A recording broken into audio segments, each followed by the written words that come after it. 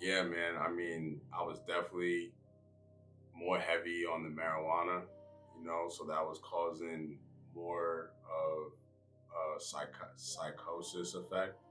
So they thought that I was laced to some shit or I was smoking some pressure or whatever, but honestly, it was helping me. So they tried to blame it on weed, but weed was actually making me feel more calm because I wasn't getting sleep, I wasn't sleeping. So uh, it helped that knowing that I had something wrong that I needed medication for because I couldn't do it just so. You out the bag, then show me the proof. Talk out your ass, your breath smelling like. My name is Tony. I was born in Long Island, New York. What's up, Tone? What's going on, Shanks? Nothing much, man. Just taking it easy. How you been? I've been good, man. Just grinding and working hard. Okay. How's work? Work is good, steady. I got a raise. You enjoy it? I love it, man. Hospitality is my thing. Okay. How long you been doing that? About 6 or 7 years now. How long for this company that you're working for now? A year and some change. Okay. How's that been? It's been a hell of a ride. I love it. I love the people I work with, and I love making good money. That's good. Everybody loves making good money. How many siblings do you have? I'm an only child. Man, how does that feel being the only child growing up? Oh man, it's like it's a gift and a curse, man. What's the curse? You spoiled all the time. You don't have to share things, but you got to work hard for everything you get, man. Definitely, you do. And that just teaches you things going as you grow older, how to just be more respectful and appreciate things. Of course. What's the relationship like with your parents? I have a great relationship with both of my parents. Okay, and your parents are still married? No, my parents are divorced. Okay, and both parents live in New York? No, my mom lives in Florida and my dad lives in New York.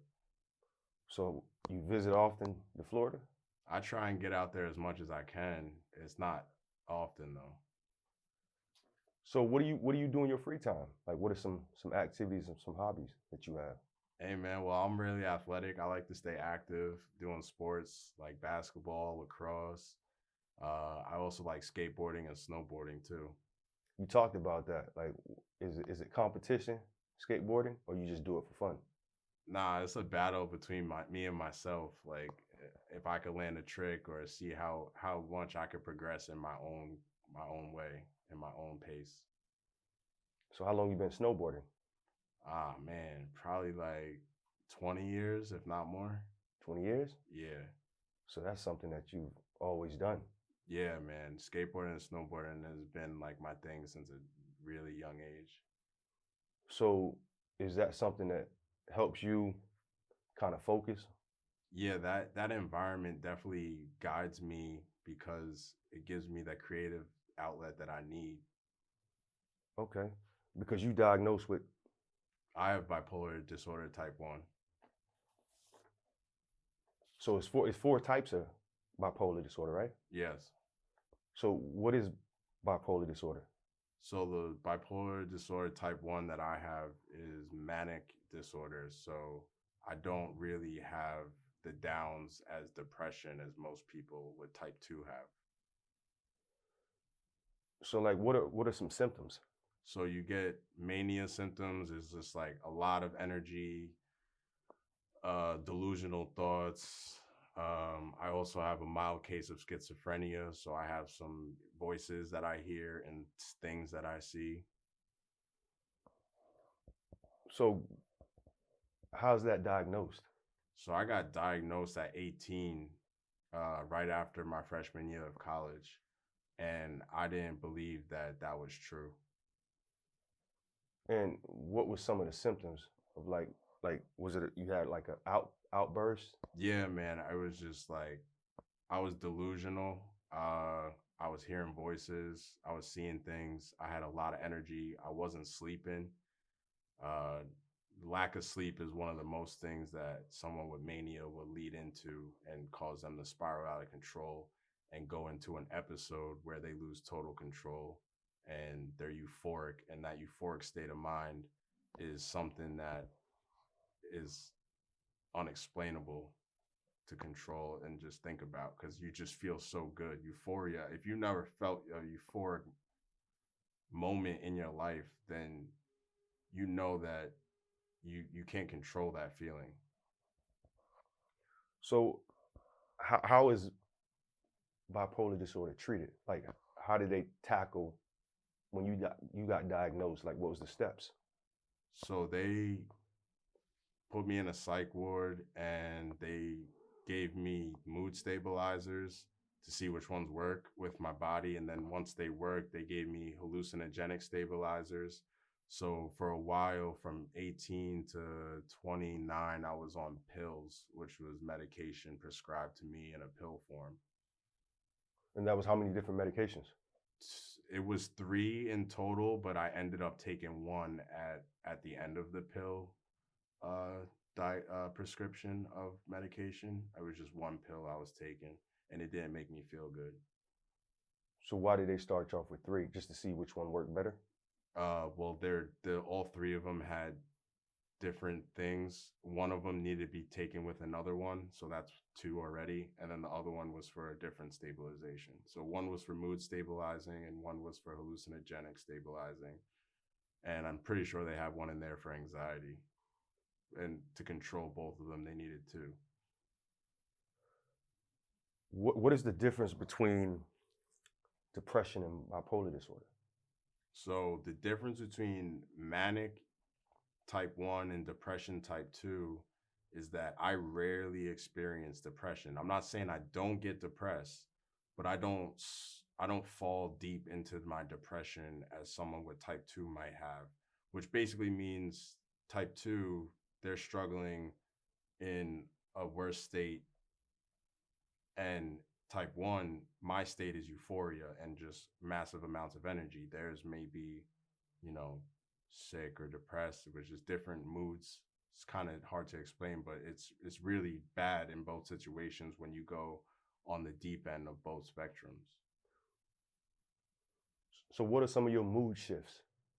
So you'll see me being really excited about something, and then you'll see me be really down about something if it doesn't go my way. I won't care anything. I won't have a care in the world about anything.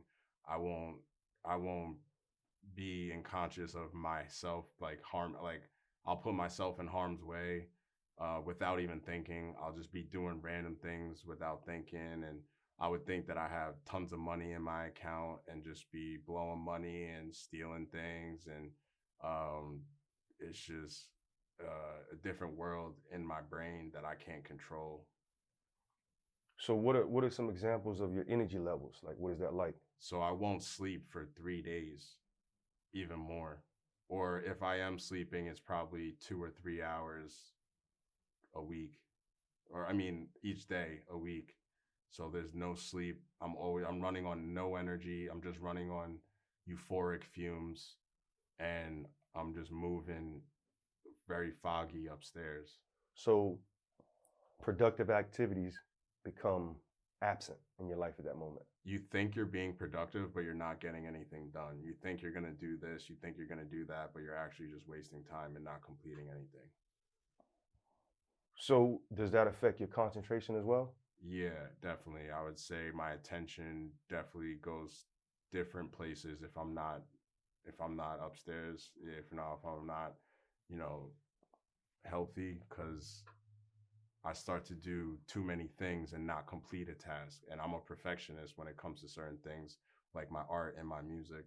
So I feel like I need to complete that instead of just being, oh, I'm doing this and then move on to something else. That doesn't get anything done. Doesn't work for you. It's not good art. It's just messy art. So when you first got diagnosed at 18, what was that like when it came to your parents and that whole situation of being diagnosed and your parents having to find a way to go about supporting you through that So challenging time? it was difficult because I was in denial and I was causing the most pain to myself because I didn't think that I had what I had, bipolar disorder. I didn't think that that was real. So I was causing more pain to me and my parents because I wasn't accepting of it. So for 18 to 24 years old, I was struggling. hitting rock bottom several times, getting out of rock bottom, hitting rock bottom again, because I was in denial that I was sick. And then not until I accepted what I had and I knew what I had was real and that it wasn't my fault, when I knew that it was genetics, then I was like, all right, well, I just got dealt a bad card, a bad hand. Let me just see how I play this hand. Once I started accepting that I was good, then my parents started helping me more. And then that help started being beneficial to me. And then getting out of rock bottom became a lot easier once I was, getting in rock bottom, because I knew that I needed help and I was sick. Okay. So what changed in your life at that time? Like, what did you add to your life to kind of help you through that process? Because I know you talked about creating music, snowboarding, skateboarding. Yeah, I mean, it was just too many rock bottoms I hit. I think that's what changed. I was like, how do I always come to this door of me losing everything and going out of control? And how do I stop this?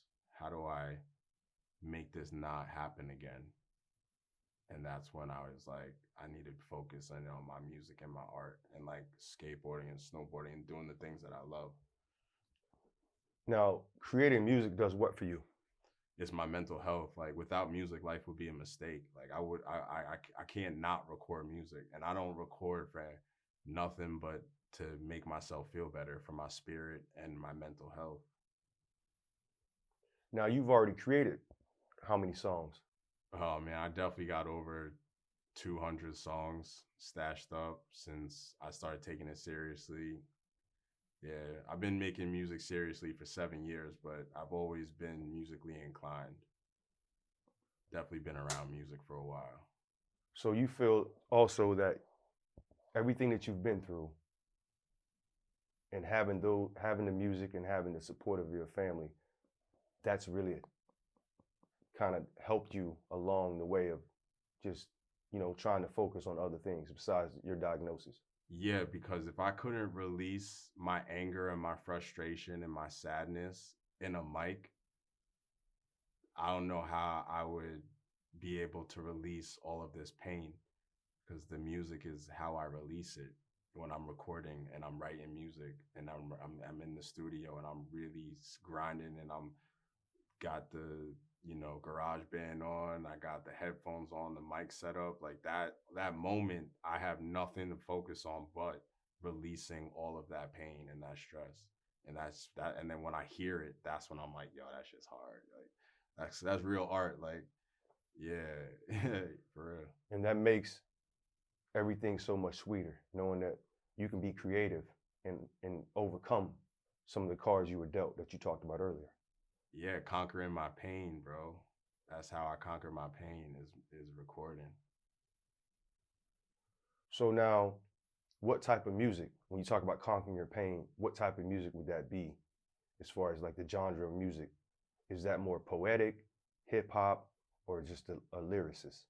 I would say it's a variety of things. I could go into different genres, but mostly it's like what I'm feeling, like how I want to release it, and mainly it was trap and hardcore hip hop. Um, that trap sound definitely had that energy level that I was looking forward to release.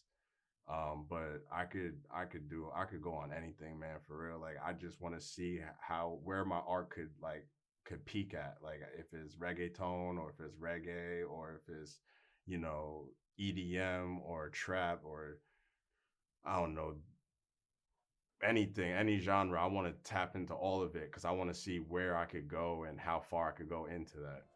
They want a verse, so I gave them the uni. You know what you heard, yeah, I'm blessing the stew. Yes, I'm a pro, please don't call me a newbie. I'm off of this earth, you addressing the tune. I'm finna swerve cause I'm about to go vroom. I'm telling you, music saved my life, man. Without music, I wouldn't be standing here. So what about music that changed your life? It's the fact that I could be the true creator, the true artist, and create something that someone else might like and fuck with. And it makes me feel good because I feel good about the art that I created. And it makes me feel good when someone else feels good about the art that I created. So that's what saved me. So, what do you think about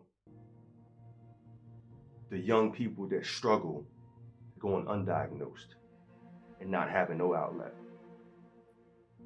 I think they need guidance and to accept if they feel something wrong with them, to seek help, because they're not alone and not a lot of people understand what they're going through.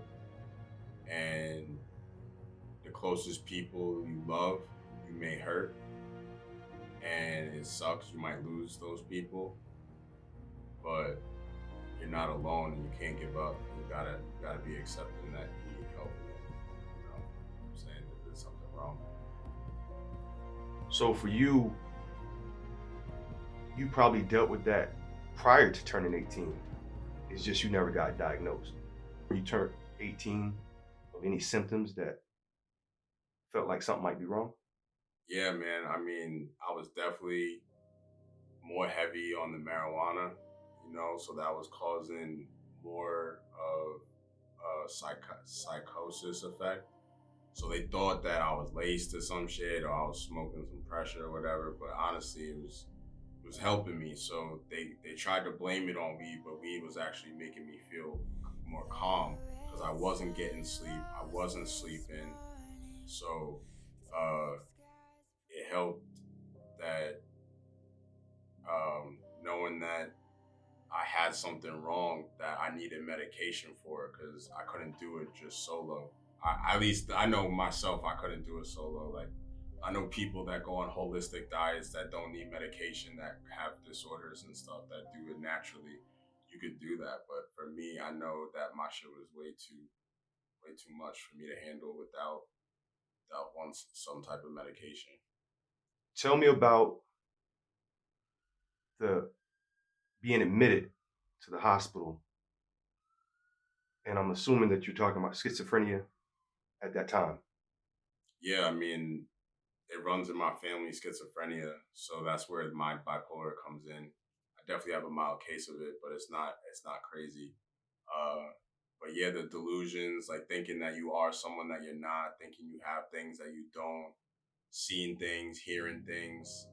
Um, but then, like when you're that young, you don't think anything's wrong with you. You think that that's just the way your brain works. I just think like that because I'm different. But nah, something's really wrong with you because like need to get looked at. Like I've been looked at by many hospitals and psych wards, and I still felt fine. But at the end of the day, I know I wasn't because I can't see my own reflection. I'm looking out. I'm looking in. So when you hurting those people, it definitely affects you a type of way that I'm doing something wrong here. I need to change the way I need to move and like treat my body and my